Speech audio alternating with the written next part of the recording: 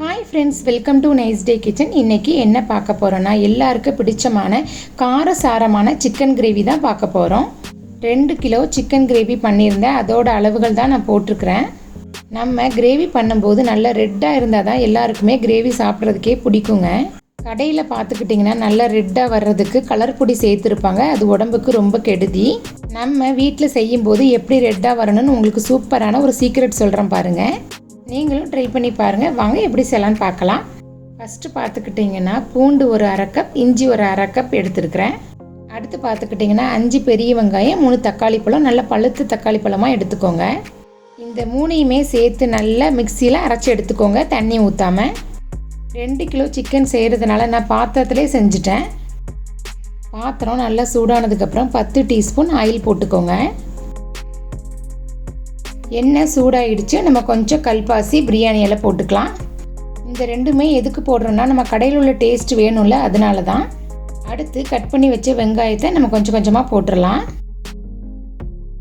வெங்காயத்தை நல்லா மிக்ஸ் பண்ணி விடுங்க. கல் உப்பு 2 டேபிள் ஸ்பூன் போட்டுக்கோங்க. வெங்காயம் நல்லா ப்ரௌன் ஆகணுங்க. அடுப்பு அதிகமாகவே இருக்கட்டும். 2 வரமிளகாய் போட்டுக்கோங்க. வெங்காயம் கொஞ்சம் ப்ரௌன் ஆயிடுச்சு. கிரேவி நல்லா ரெட்டாக வர்றதுக்கு தான் Kashmiri chilli powder 2 table spoon போட்டுக்கோங்க. கடையில் காஷ்மீர் சில்லி வாங்கி நானே 2 கிலோ அரைச்சி வச்சுக்கிட்டேங்க. அதுதான் நான் யூஸ் பண்ணுவேன். கடை பொடியெலாம் நான் யூஸ் பண்ணுறது இல்லைங்க. நீங்களும் இதே மாதிரி ட்ரை பண்ணுங்கள்.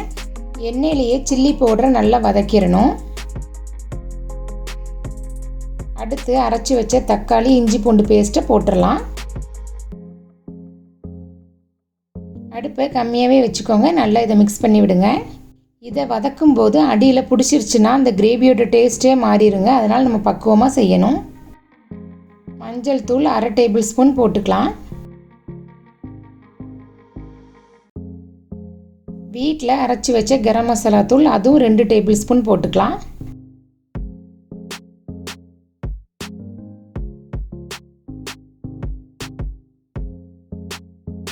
அடுத்து ஜீரகத்தூள் 1 டேபிள் ஸ்பூன், மிளகுத்தூள் 3/4 டேபிள் ஸ்பூன்.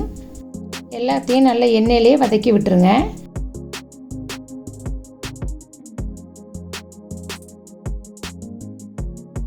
அடுத்து சிக்கனெல்லாம் போட்டுடலாம். இப்போ எல்லாத்தையுமே நல்லா மிக்ஸ் பண்ணிடுங்க.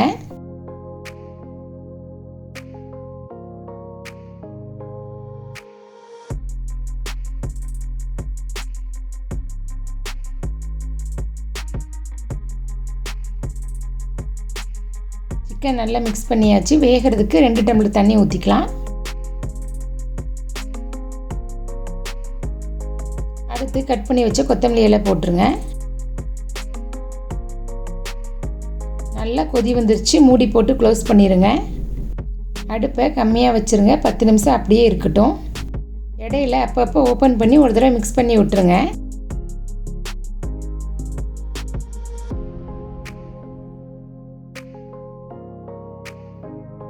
கிரேவி ரெடி ஆயிடுச்சான்னு பார்க்கலாம்.